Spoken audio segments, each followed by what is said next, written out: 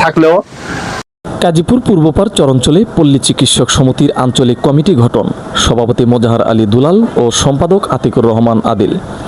সিরাজগঞ্জের গাজীপুর উপজেলার পূর্বপাড় চরাঞ্চলের 6টি ইউনিয়ন নিয়ে বাংলাদেশ পল্লী চিকিৎসক সমিতির আঞ্চলিক কমিটি গঠন করা হয়েছে।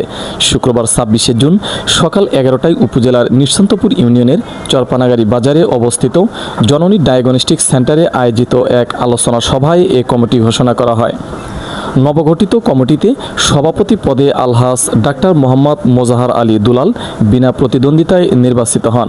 সাধারণ সম্পাদক পদে ভোটের মাধ্যমে বিজয়ী হন আতিকুর রহমান আদি। অনুষ্ঠানে প্রধান অতিথি হিসাবে বক্তব্য রাখেন বাংলাদেশ পল্লী চিকিৎসক সমিতি সিরাজগঞ্জ জেলা শাখার সভাপতি মোহাম্মদ এমডি মহসিন আলম। তিনি নবনির্বাচিত কমিটির সদস্যদের শুভেচ্ছা জানিয়ে পল্লী চিকিৎসকদের সেবার মান আরও উন্নত করার আহ্বান জানান। অনুষ্ঠানে সভাপতিত্ব করেন জননী ডায়াগনস্টিক সেন্টারের চেয়ারম্যান আব্দুল মন্নাফ সরকার। অনুষ্ঠান পরিচালনা করেন জননী ডায়াগনস্টিক সেন্টারের ব্যবস্থাপনা পরিচালক রেজাউল করিম। এ সময় স্থানীয় পল্লী চিকিৎসক ও সংশ্লিষ্ট ব্যক্তিবর্গ উপস্থিত ছিলেন।